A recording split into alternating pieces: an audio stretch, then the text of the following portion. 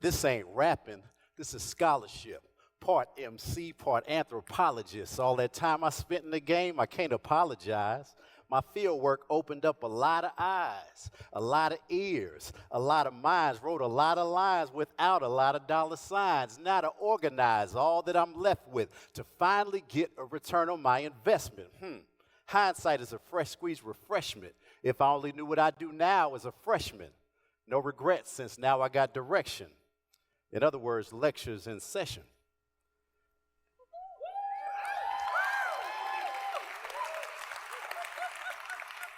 As early as 5 years old, I was a writer. By 8, I wrote poetry quite obsessively.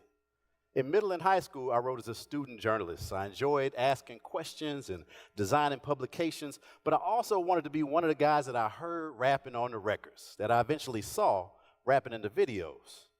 These MCs back in the 80s seemed like the coolest people on earth to me. As far as I could remember, I'd always been a writer, but I was never the most outgoing person. So becoming a songwriter and a freestyler and a live performer and all-around MC, it was the perfect way, an ideal outlet for me to experience boldness in a way that suited the rest of my teenage and adult life quite well, quite well. A college scholarship to study journalism brought me here to UT Austin. And it allowed me to start getting into studios and on stages with my friends and my associates by the mid-90s. I was out of the house, so it felt like an unlimited opportunity, the beginning of an epic quest. And then one day, on the same block as my journalism school, the same block I'm speaking to you on today, we did an in-store performance at a record store with the Jungle Brothers. And then we got to do a concert with the Roots. It was like a portal had opened, and I stepped into a world I'd been dreaming of for about half of my life. How could I not walk through the portal? Now, it was also time for me to walk across the stage as a graduating senior, and I did, but I left 2 courses unfinished. I distanced myself from that promising career, and I eloped with hip-hop culture instead. In less than 10 years, with the support of so many people, I released an album nationally.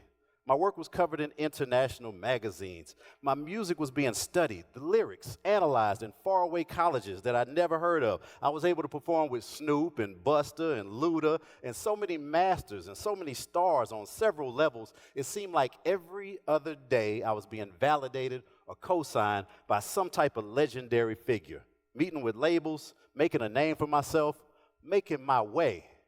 All that time I spent in the game, I can't apologize because my field work opened up a lot of eyes, a lot of ears, a lot of minds, wrote a lot of lines without a lot of dollar signs.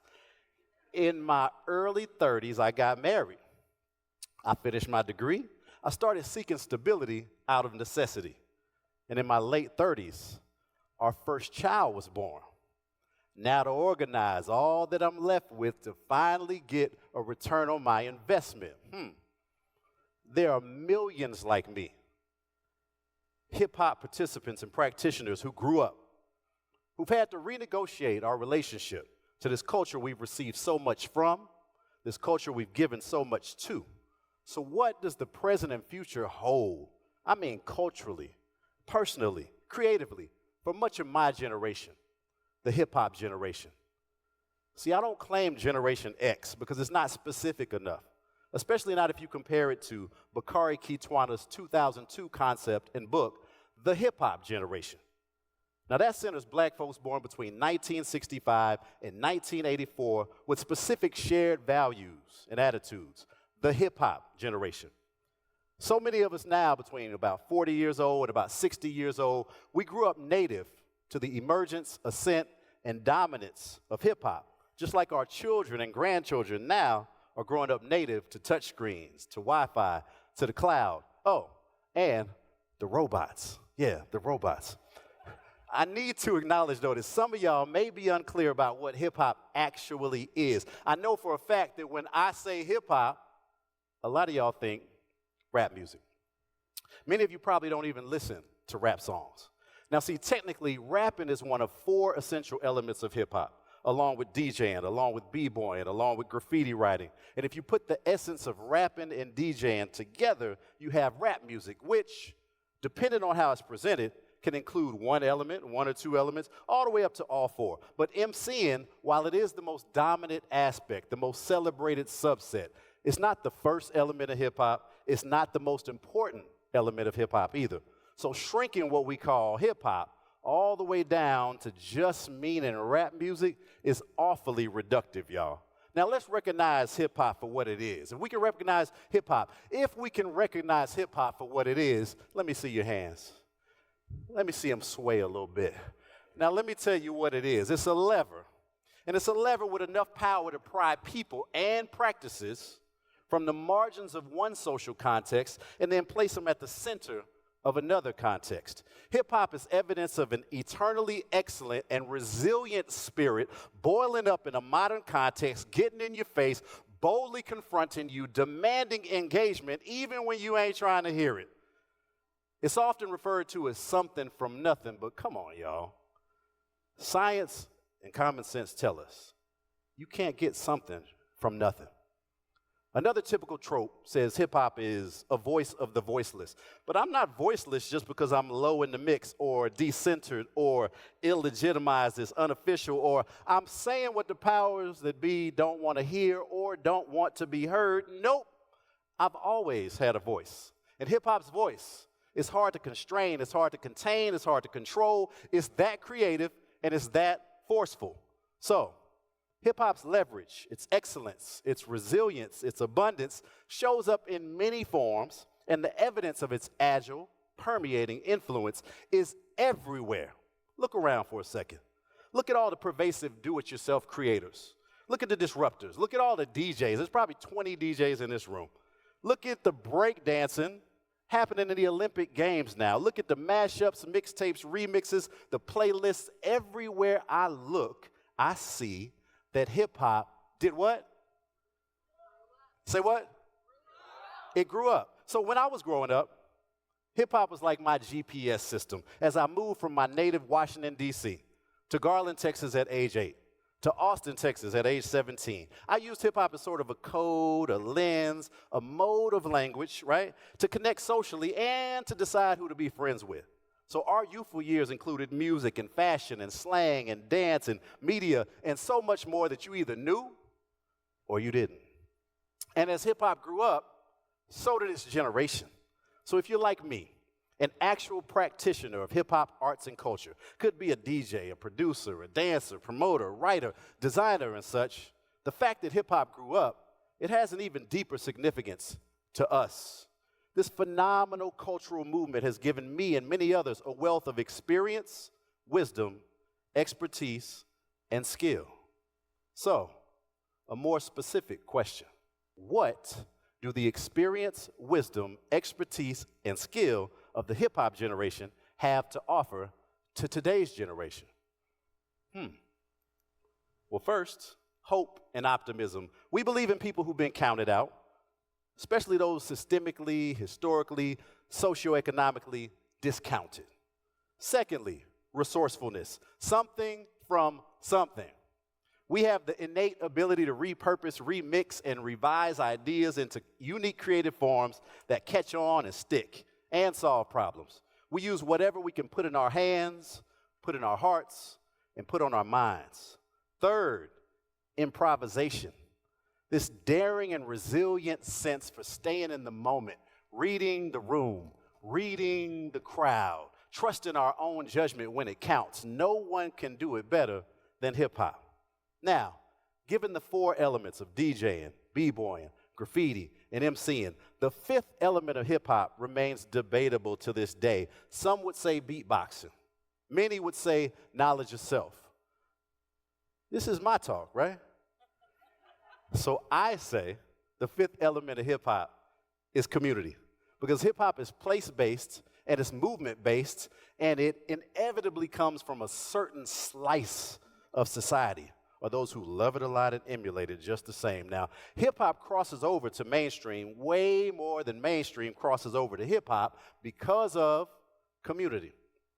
I wouldn't be qualified to stand here and talk to you today without, like levels and layers and decades of community support. In hip-hop culture, it offers today's youth a savvy fluidity of language and culture, connection across social and political boundaries, across lines and degrees of difference and even disagreement. See, we're communal even when we don't always get along or agree, even when everybody's not close. And this is highly valuable in an increasingly polarized society.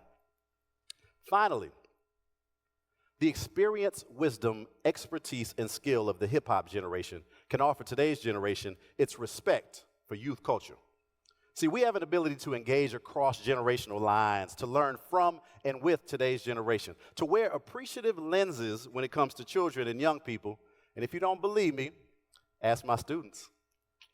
See, as I lift up these virtues, I do have strong opinions about how hip-hop can best remix itself. It needs improvement. So I'm not saying it's perfect. I'm simply saying, what am I saying again? I'm saying hip-hop grew up. It's powerful and it's useful. It's educated us in ways that schools could never. And now the hip-hop generation, the 40-somethings to 60-somethings, we are decision makers and founders and leaders within this consensual social order that we find ourselves in. TED Talks are about ideas worth spreading. And a common idea that unfortunately but routinely spreads is the rap on young people. So often the old heads talk about what's wrong with these kids, how the kids represent the ways the world has changed for the worse. All these kids care about is this, and all they want to do is that. Meanwhile, hip-hop has a remarkable track record for proving ideas that may initially show up sounding wrong or feeling wrong to ultimately be innovative. What's needed? What's next? And I think of a DJ and a producer. I think of DJ Screw from Houston. I think of Jay Dilla from Detroit. Two artists who are willing to stubbornly sound wrong. Wrong tempo, wrong pocket, wrong swing, too slow, too trippy, too human, too flawed, wrong, wrong, wrong.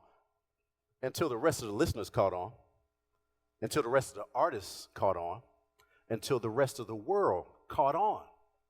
I'm from the hip-hop generation, y'all. Those who are willing to stubbornly look, dance, talk, sound, dress right, paint wrong. And my lived experiences, my ways of knowing, my ways of being have been a huge asset in my educational career. And I know folks from firemen to politicians, to nurses, to pastors, to architects, to professors who use hip-hop as a superpower, not only in their work, but in their everyday lives. And it makes us highly useful to today's generation whenever we own that power and we own that positionality.